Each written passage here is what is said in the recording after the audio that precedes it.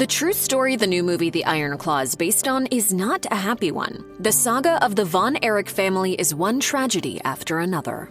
Sometimes it pays to be the bad guy, particularly in professional wrestling. Jack Adkisson banked on it when he took on the character of Fritz Von Erich, who he originally portrayed as a Nazi sympathizer. On an episode of Dark Side of the Ring, Kevin Von Erich noted that his dad, a former football player, wanted to stand out as a wrestling heel, and he did. Fritz's problematic yet effective gimmick actually originated while he was training under another pro wrestling legend, Stu Hart. Billed as being from Berlin, even though Adkisson was born in Jewett, Texas, Von Erich quickly became a widely despised heel, especially alongside his tag team partner and kayfabe brother, Waldo Von Erich, whose Nazi gimmick preceded Fritz's. The two portrayed the most dastardly of foreign heels, easily able to rile up fans. Throughout the 50s and 60s, few people could generate the kind of nuclear heat that Fritz could, easily preying upon fans' patriotism. Fritz also became known as the creator of the Iron Claw, a simple yet effective move of grabbing an opponent's head or chest and squeezing. The darkness in the Von Erich family began in earnest and quite tragically with the family's youngest child. In 1952, Fritz and his then-wife Doris welcomed his first son, Jack Barton Adkisson Jr. Sadly, Jack Jr. had a very short life. One snowy day in 1959, Jack Jr. was accidentally electrocuted and subsequently drowned in the snow in Niagara Falls, Canada. Jack was declared dead at the age of just 6. On Dark Side of the Ring, Kevin confirmed having seen his father breaking windows in a violent rage following Jack's passing. His death, while emotionally damaging, didn't stop Fritz from doing his job. The wrestler opted to maintain his weekly travels. Not much is documented from Jack Jr.'s brief life aside from a few scant photos, home movies, and some archived obituaries. It doesn't get easier. The Von Erich boys all grew up watching their father work in the squared circle, learning about the business from a very early age. Kevin, David, and Kerry Von Erich began training from a young age for careers in pro wrestling. Raised in the country, the young Von Erichs, when they weren't training, would often hunt alongside their father. They built a strong familial bond that ended up benefiting between the ropes. The brothers all showed great promise in the ring. When the time was right, they were unleashed on the pro wrestling world. Fritz had taken control of world-class championship wrestling and proceeded to push his sons to the moon. Kevin recalled on Dark Side of the Ring that their sibling bond made it all the easier to communicate in the ring. Before too long, the three brothers were rocketing towards meteoric success.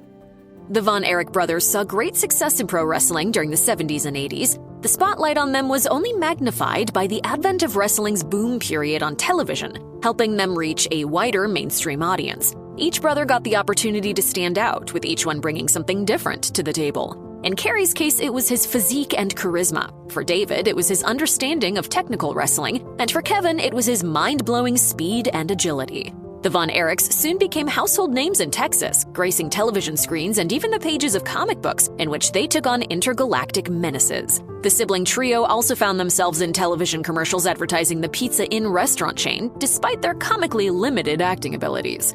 We're here to show you the ropes at Pizza Inn. Kevin noted on Dark Side of the Ring that this increased exposure also made them quite popular with the ladies. Watch any match during the height of their popularity and you'll see the boys' frequent difficulty even entering through the often raucous crowds. Often regarded as the best technical wrestler of the family, David Von Erich was on his way to major success. David appeared to be on track to beat then NWA World Heavyweight Champion Ric Flair for the title in 1984. The story was already in place, with Mike Von Erich surviving a 10-minute challenge with Flair to earn his brother a title shot. Unfortunately, those plans never came to fruition. That very same year, David Von Erich died at the age of 25 on a tour of Japan. David, who was the United National Champion at the time, was set to wrestle several times over the course of the tour. On February 10th, David was found dead in his hotel room. Rumors persist even to this day that David had overdosed on drugs, but the cause of death reported by Japanese officials was acute enteritis, resulting in ruptured intestines and a subsequent heart attack. News of David's death spread quickly, and fans of the Von Erichs were devastated. In 1987, Mike Von Erich, the fifth of the brothers, suffered a shoulder injury while touring in Israel, and he got it surgically repaired shortly thereafter. After his release from the hospital, he developed a fever of 107 degrees, later revealed to be the result of toxic shock syndrome. This condition made him look quite sickly as a result. The family would discover he had suffered brain damage as well. Mike's following public appearances made for very uncomfortable viewing. The family tried to carry on despite this, still trying to maintain the prestige of their in-ring brand. It soon became clear, though, that Mike was no longer fit to compete. Things only worsened when Mike was arrested for a DWI charge. Eventually, Mike could simply take no more. On April 12, 1987, he was found in a sleeping bag only a short distance away from his childhood home. He had overdosed on tranquilizers. Fritz Von Erich, the youngest brother, wanted nothing more than to be like his big brothers, a desire that ultimately turned out to be his downfall. Chris sadly wasn't physically predisposed to pro wrestling. Jim Cornette noted on Dark Side of the Ring that Chris had asthma, which severely limited in-ring potential. By the early 90s, Chris was wrestling full-time, mostly in tag matches, to compensate for his limited abilities. As time went on, it became abundantly clear that Chris wasn't cut out for wrestling. This pressure and sense of inadequacy, especially in comparison to his brothers, weighed on Chris until he simply couldn't cope anymore. Chris was also dealing with depression following Mike's passing. He was severely abusing drugs to dull the pain. Experiencing distress on both a mental and physical level, Chris finally took his own life on September 12, 1991. Kevin found Chris's body outside of the Von Erich family farm. Kerry Von Erich was often viewed as the most marketable member of his family, with his magazine-worthy physique and movie star-style charisma. By far his biggest career accomplishment came in 1984 when he won the NWA World Heavyweight Championship from Ric Flair in front of 45,000 at the Texas Stadium. Sadly, Kerry's career was tragically upended 2 years later when he was in a motorcycle accident. This accident not only resulted in a dislocated hip, but due to rushing his recovery, he ended up losing his right foot. Kerry was set on hiding what would have otherwise been a career-ending injury from the public and expected his family to maintain the ruse. The popular wrestler predicts he'll be back in the ring in less than 4 months. This not only limited his in-ring ability, but resulted in an addiction to painkillers and 2 subsequent arrests. Kerry's marriage with his wife, Kathy, ended in 1992, and Kerry took his own life the next year, only a week or so after turning 33. Fritz Von Erich saw 5 of his sons buried before his own death. Losing so many sons in such a short timeline took its toll on Fritz, both mentally and physically. Plus, after over 40 years of marriage, his wife Doris ended up divorcing him in 1992, only intensifying his decline. Suffering from brain cancer in his final years, Fritz began to deteriorate more and more, even going as far as to threaten his only surviving son. Kevin confirmed on Dark Side of the Ring that his father once pointed a loaded gun at him. In 1997, Fritz's prolonged suffering finally came to an end when he died at age 68 from his cancer. When Kevin Von Erich speaks about his family's trials and tribulations, it's clear he's been through a lot. At one point during his Dark Side of the Ring interview, he even asks the show's producers if he can take a break to recoup. It's very clear that addressing the darkest period in his family's history weighs on him, even today.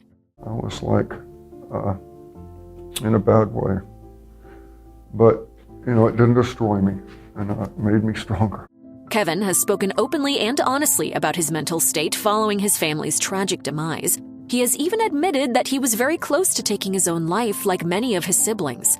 Thankfully, Kevin resisted that urge and went on to start a beautiful family of his own, breaking the streak of familial tragedy. Kevin now resides in Hawaii and seems very content living in the natural beauty, even taking barefoot walks through the woods. Kevin and his wife Pam went on to have 4 kids: Kristen Rain, Jillian Lindsay, David Michael Ross, and Kevin Marshall. You might know the latter siblings as Marshall and Ross Von Erich, both current professional wrestlers just like their father. The duo wear the family name proudly and have seen considerable success since their in-ring debuts in the 2010s. The duo have showcased the levels of physical strength and agility that have become synonymous with the Von Erichs. On a few occasions, Kevin had stepped back into the ring to aid his sons, even teaming alongside them in Israel for his final match. Marshall and Ross even won and held the Major League Wrestling World Tag Team titles for over a year, ending their reign at 438 days. Kevin Von Erich told TMZ that he is looking forward to Zac Efron's portrayal of him in The Iron Claw. We can only hope that director Sean Durkin does justice to the sobering real-life story of one of pro wrestling's most storied families. If you or anyone you know is having suicidal thoughts, please call the National Suicide Prevention Lifeline by dialing 988 or by calling 1-800-273-TALK-8255.